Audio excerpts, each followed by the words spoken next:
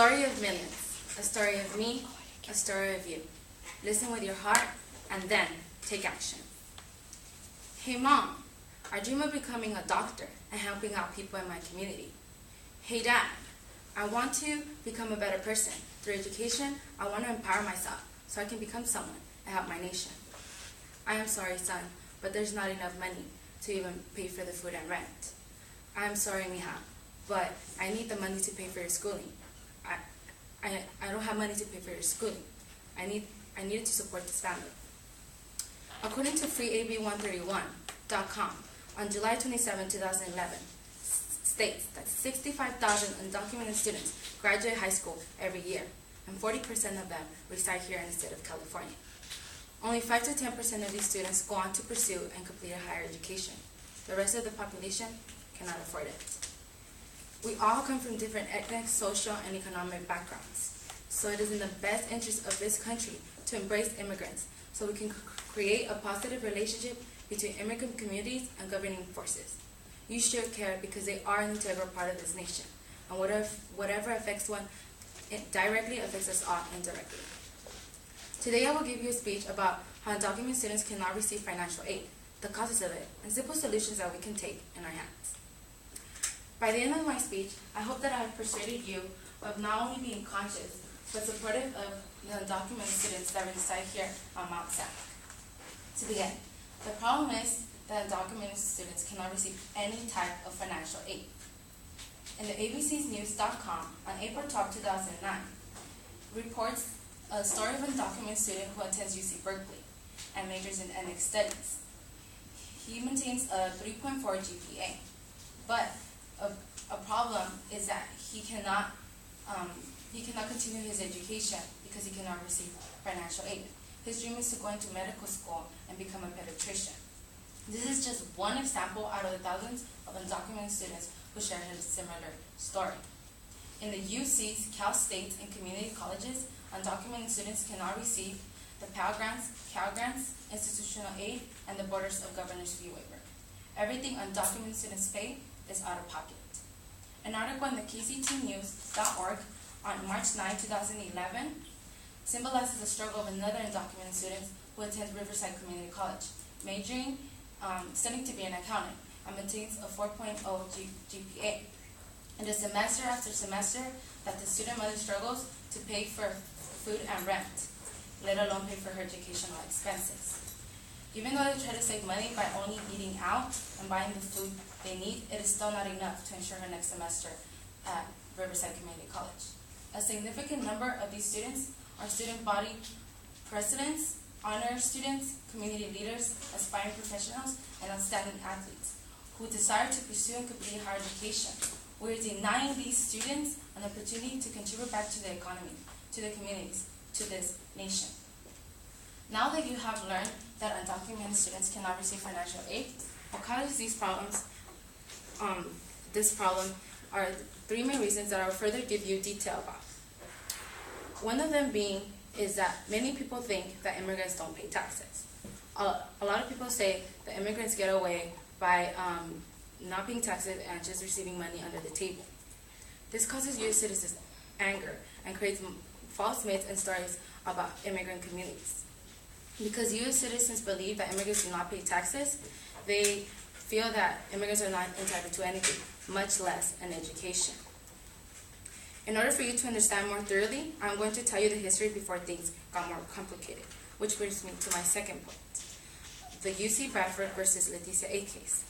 The CSULB.edu on May 5, 2008 informs us that the UC Regents and CSU Board of Trustees did not require for undocumented students to show U.S. citizen, to prove that they were U.S. citizen for tuition purposes.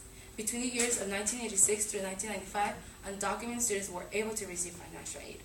Because of this, an employer who worked in the UC Berkeley administration offices sues the UC Regents for failure in enforcing and following immigration laws. So beginning in the year of 1996, undocumented students are banned from receiving any type of financial aid. The next reason is our broken immigration system. Now, some people say, well, these students should fix their status, and they should do it the right way. If only it was that easy. The Los Angeles Times on July 1st, 2010 says that with a broken immigration system, we cannot help these immigrants. A border fence will never work, and it is impossible to deport 1.1 million immigrants. Without undocumented students being able to legally work because they cannot fix their status, this makes it twice as harder for them to pay for their educational expenses, since they do not receive any type of financial aid.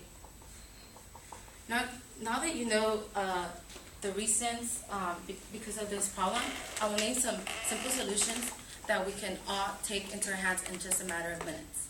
The first one is that you can inform and educate the people of immigrants paying taxes.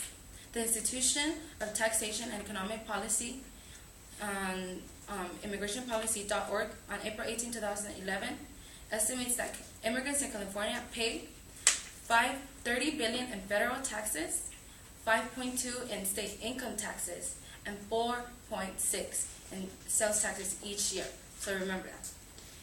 And furthermore, the NAFSA.org on July 28, 2011 emphasized that foreign students contribute $2.8 billion to the state economies in tuition, fees, and living expenses. Therefore, these students have a right as much as anyone to live here, finish their education, and receive financial aid. And my second solution is that I ask you that you support the California Dream Act that will completely change the UC Bradford versus Leticia case that banned these students from receiving financial aid in the first place. The California Dream Act will ensure that the California's investment in the education of immigrant youth continues beyond K-12 education by granting hardworking undocumented youth the opportunity to pursue and achieve their higher educational goals. I ask that you support this bill, for all these students want is the same opportunities that we receive in order to succeed.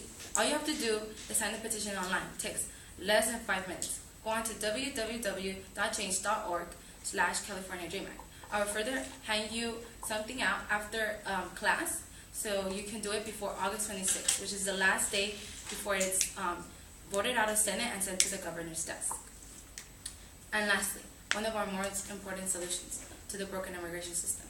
Now, I know it's a national change and has very modern solutions, but I will name some simple steps that we can take in order to create that big change. One of them being is to support the Federal Dream Act, which is completely different. This will only help undocumented students by providing a pathway to citizenship.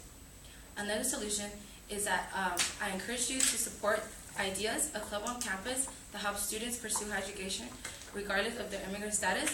One way you can help is that you can come to our fundraisers events where we have really yummy enchilada sales or taco sales, really cheap for like $1, and you get some beans and rice on the side. It's really, really, really good.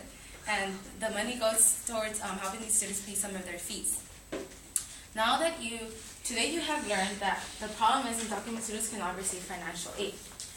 The reasons for it, and some simple solutions that we can all take into action in just a matter of minutes. I urge you to inform the people of the real facts of our immigrant communities, to sign the petition online so the California Dream Act will get passed, and support the club on campus ideas so we can help students continue their education. There are many undocumented students who have the potential and the passion and the best grades to become someone and better this community and this country and this nation. All they want and they seek an opportunity is to contribute back to their community so that they can make this country a better future for the coming generations. Thank you.